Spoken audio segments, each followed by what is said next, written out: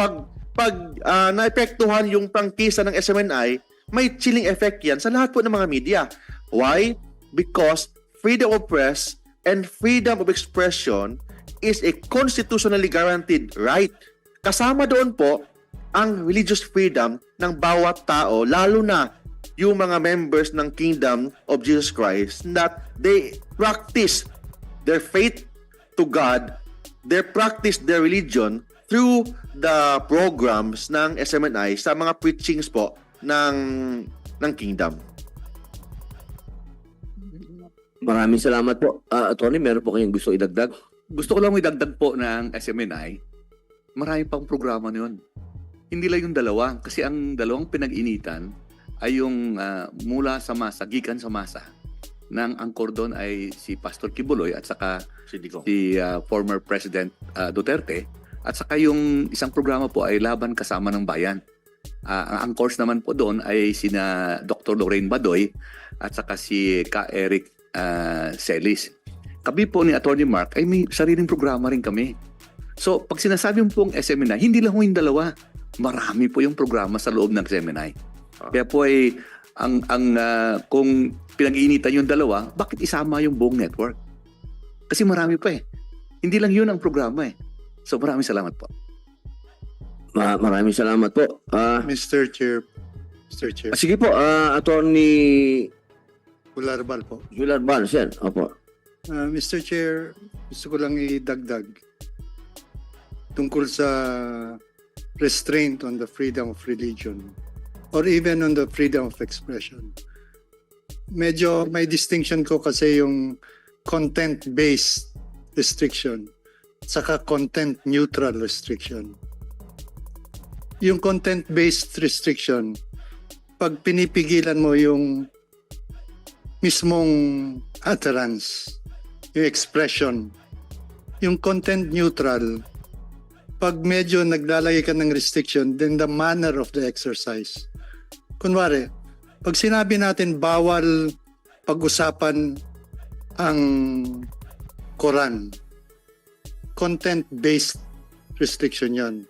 Pero pag sinabi na pag-usapan nyo lang yung Quran sa lugar na ito o sa oras na ito, not necessarily illegal yon or unconstitutional. So, while there is a violation of the right, may degrees po yan eh. And so, I'm just saying this as a cautionary measure na meron distinction po, yung content-based and content-neutral. Not only in the freedom of religion, expression, but also in political expressions. So pag sinabing, dun lang kayo sa Liwasan Bonifacio mag-rally, content-neutral yon. Pero pag sinabi nyong, hindi nyo pwedeng pag-usapan ang mga alituntunan ng gobyerno, content-based yon. Yun eh, definitely unconstitutional. Salamat po, Attorney. Opo. May gusto po kayong idagdag, KJ? Opo, dun sa... Kasi ganito po ang katotohanan. Ito nagdudumilad na katotohanan. Para magtayo ka ng himpilan, malaking gastos po. Kaya yung mga reliyon, dahil nagbabago na ang takbo ng panahon, dati-dati sa mga simbahan lang, sa mga kapilya, ngayon nagbago na. Ginagamit na ng mga reliyon ang mass media sa kanilang evangelization. Imagine, ang sagka sa kalayaan pamamahayag, kung ano ba meron ho tayo sa way of life ng Islam, meron tayong call to prayer sa umaga. Ano yun? Inaawit po yun. Pagka hindi mo narinig yun, hindi narinig ng mga mananampalataya ng Islam, sinagka mo yung kanilang yung call to prayer nila. Ganun din po sa Roman Catholic. Pagsapit ng alas 6, pag nanonood ka sa TV Maria, may Angelus po yan. Di ba? Ganun din po sa Iglesia ni Cristo. At hindi po biro yung pangangapital. Pag tinignan po niyo yung net 25, daang milyon ang ginagastos. UNTV, Progressive Broadcasting, gumagastos din po sila. Ganun din po ang Suarasug, nangapital ang Kingdom of Jesus Christ ng 650 million, hindi po ako nagkakamali. Kapag sinagka natin yan, ng basta-basta, unang-una, sinagka natin yung evangelization ng reliyon. Especially now, in the modern Christian world, praise and worship are the best way of giving thanks to the Lord. CCF yan, Kingdom of Jesus Christ, MCGI. Yan ho pag nanood kayo ng TV ngayon, talagang yung mga awit, yung mga psalms, yan ho ang pinakamabisang paraan ng paggaganyak sa pagbabalik loob sa Panginoon. Sa iba't ibang kaparanan, depende sa anong reliyon. Kaya nga ho, pag sinyat off mo yan, off the air, at yung tao, yun ang kanyang, dahil nga ho, doon na siya nakatutok para sa kanyang pananampalataya. Para mo sinabi na rin, huwag na kayo maniwala sa Diyos dahil off the air kayo Yun ho ang dating sa akin. Kaya medyo, nung po nangyari yan, ako'y talagang nabalisa itong pagkakasara. Hindi dahil sa ako'y kinuha consultant nila, kundi bilang isang mamamahayag na halos 50 taon na sa industriyang ito. Kaya sana po makapagpanday kayo ng mga panukala at kami naman po na mahandang tumulong sa pagbabalangkas na yan. Salamat po. Ngayon naman po, babalansin lang po natin para marinig din po natin ang NTC. Ulit ko po, hindi po tayo nag-aaway dito. Gusto lang po natin malinawan ng ating mga kababayan kung ano po yung naganap. Ang tanong lang po natin, ito po ay pwede naman po yung hindi sagutin din dahil ito po ay nasa korte na din. Pero mainam din po siguro na in general, opo, halimbawa, wag po nating sabihin na SMNI lang, sabihin po natin ibang network. Opo, sa iba't ibang network po. Halimbawa, nasa mandato po ba ng komisyon ang pagsasagawa ng motu proprio na pagdinig? Good morning. Good afternoon po, Mr. Chair. Opo, ayon po sa Public Service Act at saka po sa rules ng NTC, maaari po na mag-motu proprio initiate po ang komisyon kapag meron pong nalalaman ang komisyon na bagay na kailangan pong simulan ng investigasyon. Salamat. Apo, malinaw po yun. Tanong ko lang po, pagka ganito po bang may nagreklamo? Kasi lagi ko naman pong nakakasama din ng NTC sa ibang hearing, lalo na po pagkakasama natin yung MTRCB. Ano po? Tanong ko lang po, sino po ba dapat ang magrereklamo?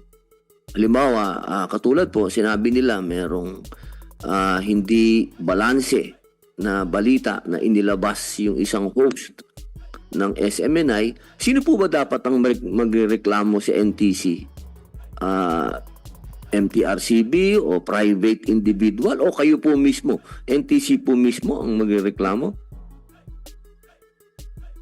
Mr. Chair, ang tinutukoy po ba natin yung content-based po na reklamo po? Opo, halimbawa lang po sa ibang network Opo. nangyari yung Opo. ganito po, Opo. Sino po ang tamang magrereklamo? MTRCB, private citizen o NTC mismo? Sir, we as regards content po kasi dahil self-regulation po ang broadcast industry. So pag may dumadating po na mga complaint or any na parang ito medyo false fake misinformation or masyado namang hard-hitting yung mga broadcasters, nire-refer po namin yun sir sa KBP sir. Meron po silang standards committee po that would standards authority that would reprimand or impose sanctions po doon sa nasabing broadcaster po. Sir, may gusto po kayong sabihin sa doc. Yes, Mr. Chair, kino-confirm ko po yun. Kasi may Supreme Court ruling na hindi jurisdiction ng NTC ang content-based matters. Technical lang. Sa TV naman po, MTRCB po. Radio at yung self-regulations both radio and television, but complaints regarding content on TV can be referred to the MTRCB. Paano po ang dynamics po nun? Halimbawa, pagka radyo po, KBP, Radio at television radyo at po, TV, opo. KBP po. Opo. Dito po tanong ko lang po sa SMNI naman po, sa inyo po, sino po ba ang nagreklamo laban po sa... Halimbawa po, Mr. Chairman, meron hong manonood o nakikinig sa aming himpilan at sa tingin niya ay may kalabisan doon sa paghahayag. Pwede ho siya mismong magreklamo sa amin dahil meron po tayong editorial board. Sila po ang magsisiyasat at magpapataw ng karampatang parusa kung kinakailangan, kung yan hindi lang ho sa SMNI, kahit sa mga non-member ng KBP. Example po, halimbawa ang GMA, hindi po miyembro ng KBP, and I think KBP can attest to that. Pagka may kami noon, nung nandun pa ako, pagka nagkakamali at may reklamo, depende ho yan. Pwedeng pagpapaliwanagan muna nung you will be asked to explain why no sanction can be imposed against him or her. Pagkatapos kung mabigat po, depende ho yan sa bigat. Mula 5 araw, 15 araw, 1 buwang suspensyon. Lamang ay para maproteksyonan yung image ng announcer, sinasabi namin kunyari, si Dipunto Mike Enriquez ay nakabakasyon ho. O si Mel Chang po nakabakasyon. Pero in reality, katulad mo sa ABS, pagka may order yung Standards Authority na suspension kunyari kay Corina Sanchez, ina-announce namin na on annual vacation po si Corina or si Noli De Castro. Ganun po ang pangyayari. At yan po sa SMNI, ginagawa po namin. Katunayan, may mga empleyado kami na nabibigyan ng sanction. At saka mga nagtatrabaho sa SMNI.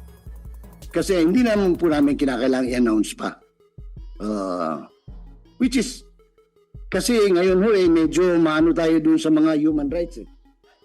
Kasi nung panahon namin, in the old days of the industry, alam ito ni attorney, bago ka makapasok sa industriya, dadaan ka sa butas ng karayom. Pagka nakapasok ka naman, may tatanong yan. Ako, naging news director ako ng ABS. Malupit ho ako. Pagka umabuso, katulad doon noon, may isang reporter, hindi ko na babanggitin ang pangalan. Kami nasa Tagaytay, sinabi niya si Presidente Cory na declare ng martial law. Di talagang kami biktima ng martial law, napalipad kami pabalik ng Maynila. Yung pala, si Presidente Cory ay nag-declare ng state of emergency. Malayo-malayo ho.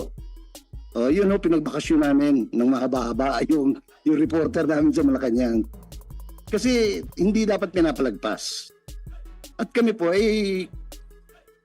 talagang kung ikaw ay nasunod bilang isang matapat na mamamahayag, hindi ho kailangan ng mga suspensyon galing sa ibang lugar. Mismo, katulad doon ito, babanggitin ko ng pangalan at pwede niyong tanungin. Si Gani Oro, isang magaling na broadcaster, kumukover ho ng demolition dyan sa Barangay Holy Spirit. Gabi. Nagre-report siya. Ang ganda ng report. Tigmak ng dugo, kumpirmado, may isang batang namatay. Habang naglalakad ho siya, nakita na naman niya may isang madugo.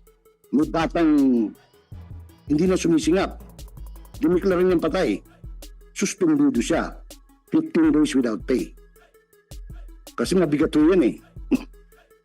Huwag na tayong lumayo. Nasuspende si Tina Monson Palma sa Channel 7. Nung pinatay niya yung biktima ni Tihanki, yung pala nasa ICU pa ng Makati Med. Siya nasuspende rin. Kahit yung news director na siya ng GMA. Ganyan ho ang industriya. Dahil responsable ang mga practitioners. Hindi ho kami mga pipitsugin na hindi nakapag-aral o anong tawag nito. At saka we value yung training namin kasi noon. Pag ikaw nag-on the air, dapat gospel truth ang sinasabi mo. At yan din po ang panuntunan namin sa SMNI. Kaya nung sinabing, pwede ho bang magtanong, totoo ba na merong 1.8? Ang problema lang ho kasi noon, hindi kami pinayagan na ipalabas yung actual na video nung banggitin ni Eric Celis, yung pagtatanong. Kasi kung pinayagan lang ho, malinaw eh. Tinatanong lang, Mr. Speaker, totoo ba na 1.8 billion na yung travel allowance? O ang nagastos ninyo? Kadali-dali naman sana yun. Daming may public information ng Congress, di ba? Senado na noon. Ay, hindi totoo yan. 39 lang ang nagastos namin. Di tapos na sana. Hindi mo namin maintindihan ba't pinalaki hanggang rumawi sa suspension ng inalmusal kami ng NTC. Salamat po, KJ. Meron lang po akong tanong na uli sa KBP. Ito po, ano po ba ang naging, kanina po nabanggit nyo na to, gusto ko lang pong palawakin ninyo. Ano po ang naging epekto sa KBP nung lumabas po yung indefinite suspension? Ito po ba ay nagbigay ng takot o sa ating mga broadcasters? Salamat po, Mr. Chair, sa tanong. Actually, the whole proceedings sa Congress at saka sa NTC, medyo nabahala po ang industriya. Parang may sword of Damocles sa ibabaw ng ulo. At sa parlance ng media, nagkaroon ng chilling effect. Importante na maingat ang mga mamahayag. Pero iba yung pag-iingat dahil takot ka. Magkaiba yun. At may epekto po sa mga paggalaw ng mga network dahil ayaw nilang masampulan din, kumbaga, ng either Congress, Senate, or NTC. Kasi gaya nga ng nasabi ni kasamang Jay, ang laki ng puhunan dito. At masarado ka lang ng isang araw, daang milyon na ang pwede yung nawala dahil sa hindi mo maserve yung advertisements. Kaya po, may epekto po sa industriya. And ang gaya ng sinabi ko kanina, maski hindi membro ang SMNI or Sarasog, minarapat namin magbigay ng position paper po. Maraming salamat po. Tanungin ko po kayo uli, sir. Ma'am, paano po yan, Commissioner, mismo pong nanggagaling po sa KBP na nagbigay po ito ng chilling effect sa ating mga broadcaster? Ano po ang pagtanggap niyo po dito? Ito po ba nalulungkot din po ba kayo? O kayo po ba naapektuhan din sa nangyaring ito? O ano po ba ang mga balak po yung gawin? Yes, maraming salamat po sa tanong, Mr. Chairperson. Of course, sir, ako po ay graduate din po ako ng mass communication nung college. So, in a way po, kahit papano, alam ko, parang may na rin ako ang importance ng press freedom and everything.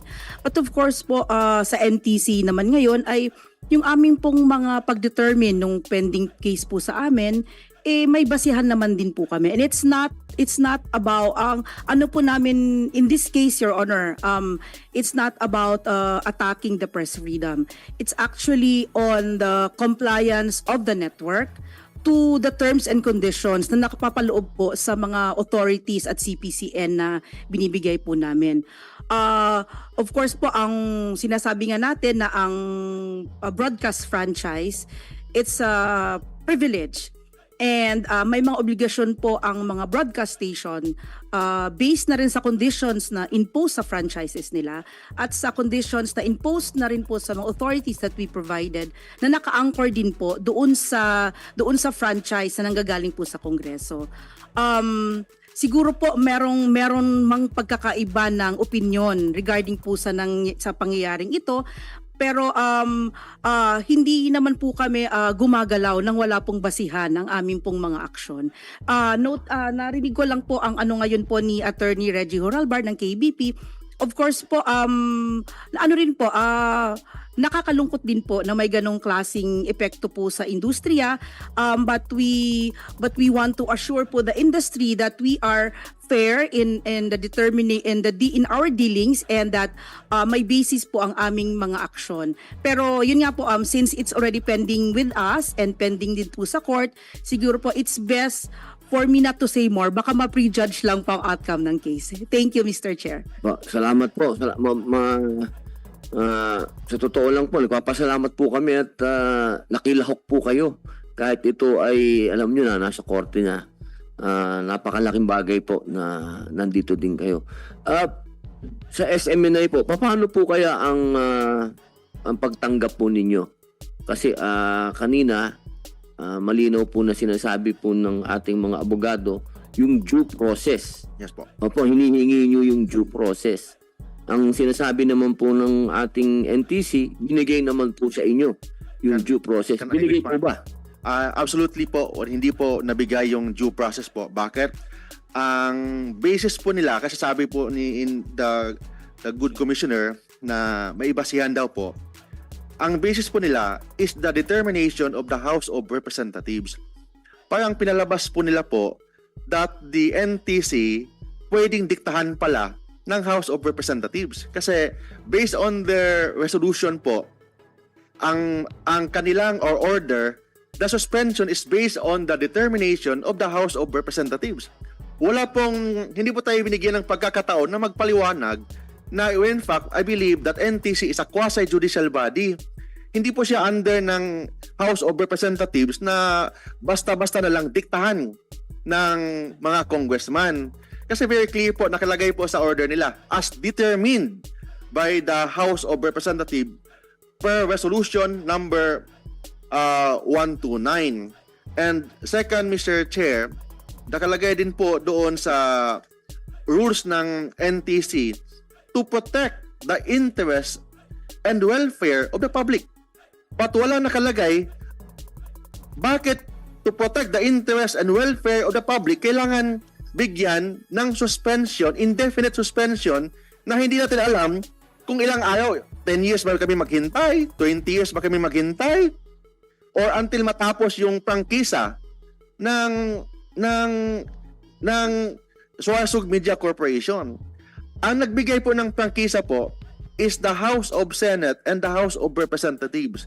Congress po, may batas po na nagbigay dyan. So ibig sabihin, mawala ang prangkisa through amendment of a law, not just a mere order of a quasi-judicial body na hindi nga tayo binigyan ng pagkakataon, walang hearing, walang notice. In fact, documented po as determined by the House of Representatives. Ibig sabihin po, inaamin po ng NTC na nagpadikta sila ng congressman or ng House of Representatives. Yan lang po ang masabi ko po. Linawin ko po, ibig niyo pong sabihin ang ginawang investigasyon ng NTC? Wala po investigation po. As based lang po sa determination ng House of Representatives. So wala pong investigation, wala pong hearing, hindi tayo binigyan ng pagkakataon. So very clear po, the NTC violated its own rules. Ulitin ko po, naguluhan ako. Ibig niyo pong sabihin, yung pong indefinite suspension ninyo galing sa investigasyon ng House? Yes po. Ito po yung order ng NTC, nakalagay po as determined by the Committee of the House of Representatives. So ibig sabihin po, yung kanilang resolution, nagbase lang po sila sa legislative investigation. So violation po yan ng separation of power kasi the Congress is under the legislative body and NTC is under the executive department. So, ibig sabihin po, sinurrender po nila ang quasi-judicial power or function ng NTC and nagpadikta po sila through a document. Hindi po ako nagsasabi po nito. This is a document issued by NTC na nakalagay po doon as determined by the House of Representatives. This document is dated December 19, 2023, and also the order issued by the NTC dated January 18, 2024 and March 18, 2024. So ibig sabihin po, hindi lang isang dokumento na inaamin po ng NTC na nagpadikta sila o sinurrender po nila ang quasi-judicial power nila ng House of Representatives. We are in a presidential system po. Kasi presidential system, iba ang executive department, iba ang legislative department. Separate po sila po. But in this case, walang hearing, walang notice, walang investigation. Sabi nila, motu proprio. Motu proprio, but based on the determination of the House of Representatives. Where in fact, nakita nyo man po, in the legislative committee sa House of Representatives, hindi po tayo binigyan ng pagkakataon na magpaliwanag.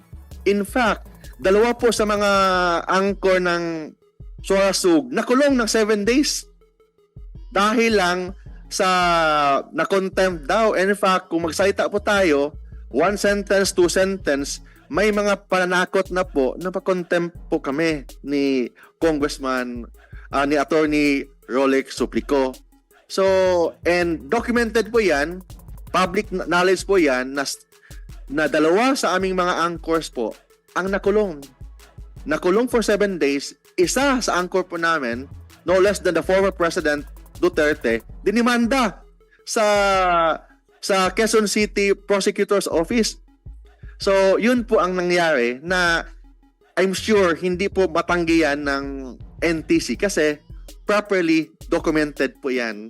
And inamin po nila ng basis po nila for the suspension or the indefinite suspension is the resolution of the House of Representatives. Salamat po. Hindi ko na po masyadong dadapuan pa kung ano po yung kaso pa kasi nasa court na po kayo Per record po, wala pong kaso po. Actually po, yung magpa-file pa sana kami ng kaso. Kung may nag-file ng kaso po, it's not the NTC, it's not the Sorasug Media Corporation. Mga individual person like the person of Attorney Roque May mga anchors. and mga anchors, Mga they're reporter. filing in their personal capacity. Hindi po ang network. So, ang network po, hindi po kami nagfa-file pa. But we are planning to file. We are admitting that we are planning to file a criminal and admin case po sa Ombudsman against the officials ng NTC for grave abuse of authority and graft and corruption. But plano pa lang yan. Hindi pa namin ginagawa yan kasi maybe baka magbago pa yung isip or baka ayusin pa nila yung kanilang pagkakamali po. Okay po. May gusto po kayong sabihin? Opo. Siguro sasamantalahin ko lang pagkakataon, Senator Padilla. Kasi nung pulong sa mababang kapulungan, nung ako'y maimbita, sabi ko, ito'y magandang pagkakataon para malaman ng Kongreso kung anong nangyayari sa industriya at kinakailangang ayusin. Halimbawa, nung nagtanong si Kinatawan Kimbo tungkol sa bayaran ng mga yung swelduhan po ng anchors, tama-tama dahil sa committee nyo, Public Information and Mass Media. Alam nyo yun ang problema sa industriya. Napakarami ho ng mga broadcaster referring to network. Ang on the air pero wala hong economic viability. Ibig sabihin, hindi kaya magpasweldo ng tama sa mga empleyado. Pangalawa, sa mga malalaking network, ang dami yung violation. Kasi sa batas po, sa unang araw pa lang ng panunungkulan mo sa alinmang network, kinakailangan ikaw ay nabibigyan na ng social amelioration tulad ng SSS, Pag-ibig, PhilHealth. Maniwala kayo sa hindi, matagal na tayong pareho sa industriya, Mr. Chairman. Mahigit po sa kalahati ang walang SSS. Walang PhilHealth. Walang pag-ibig. Pagmamahal meron po, marami yan sa industriya natin. Pero yung pag-ibig fan, wala ho sa housing. Yun nga ho sanang gusto kong ipaliwanag sa kanila kasi ang dami yung kalakaran na sa tingin natin ay dapat lagyan ng karampatang aksyon. Either sa pagsusog sa mga umiiral na batas o tuluyang pagbalangkas ng bagong batas. Dahil kumikita mo sila ng bilyones. Pero yung kakarampot na social amelioration ng kanilang mga manggagawa, hindi mo na ipagkakaloob. So, isipin nyo sa industriya po ng media, para sa kabatiran ng publikong nanonood o nakikinig, meron nung sumusweldo dyan ng tuwing 5 at 20. May sumusweldo ng tuwing 10 at 25. May sumusweldo ng 15 at saka katapusan. Meron sumusweldo pagkatapos ng taping. Marami yung klase. Kaya yung pinagpapalaya, bakit iba yung patakaran nyo sa anchors at sa regular employees? Talagang magkaiba. Kasi yun yung mga anchors, talent fee ho yan per contract. Pag nag-violate ka ng contract, pwede pang alisin yan. So, kaya nga ho noon, sa ABS pa ako, 2 tambiolo pag Christmas party. Isa doon sa mga may talent at doon sa mga walang utak. Kasi hiniwalay-huli kayo yung raffle ticket ng mga talent employees at saka doon sa regular employees. Kaya pag magdodraw ako noon, ako nag-MC. Ito, para mananalo yung mga walang utak pero may talent. Dinadaan na lang sa biro. Pero hindi ko maganda. Kaya tama-tama itong consultative meeting na ito para mapag-aralan ninyong lupon kung ano ang nararapat na aksyon. Para binabahagi po namin ito bilang input sa inyo, Mr. Chairman. Salamat po. Pinapaliwanag itong NTC at itong Isiminay dahil sa tingin naman talaga ng Isiminay nilabag ang kanilang karapatan bilang isang broadcast media na pinutulan o merong binigay na indefinite suspension. At ang sabi nga ng KBP, ito maganda tong sinabi ng KBP. Kahit ang Isiminay ay hindi membro mismo ng KBP, ay sakop pa rin sila sa ating batas na freedom of expression. Walang kahit sinong mag-oppress ng isang estado na i-oppress at pigilan itong ating karapatan na mahayag or i-express ang ating kagustuhan. Dahil saklaw ito ng ating freedom of expression.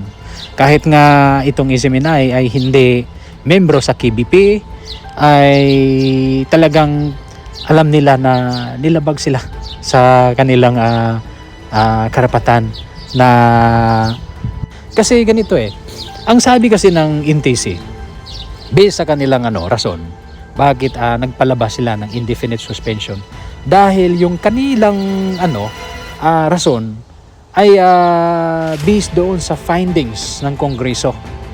So, kini-question ito ng mga abogado ng Isiminay. And in fact, and even ordinary lawyer. Kasi ang NTC is a quasi body. Kahit sinong manghimasok. Diba? Ibig sabihin nun, hindi sila pwedeng diktahan kahit anong branch of our government na panghimasukan ang kanilang mga desisyon. Tayo nga lang sa Pilipinas na merong requirements ng ganito na mga requirements na prangkisa or legislative franchise. Bagkos, ang nangyari sa Isiminay ay talagang parang politically persecuted sila dahil nagiging nagiging critical sa mga issue na kinaharap ng ating bansa ngayon sa pangunguna ng ating presidente na si Bongbong Marcos, 'di ba? So ang Isiminay kasi although this has been natapos na ito na isa sa nag-sponsor kay PBBM doon sa presidential debate nung nakaraang 2022 presidential debate. Ang nangyari kasi, isa ang Ezeminay na nag-sponsor at nakilala mismo si PBBM sa kanyang foreign policy, sa kanyang pag-handle kung ano yung problema na kinaharap ng ating bansa. Sabi pa nga ni PBBM dati na hindi siya makipag-away bagkos wala naman talaga tayong wala tayong kasiguruhan or wala talaga tayong chance na manalo kung tayo makipag-gira, at ang gagawin niya ay makipag-usap.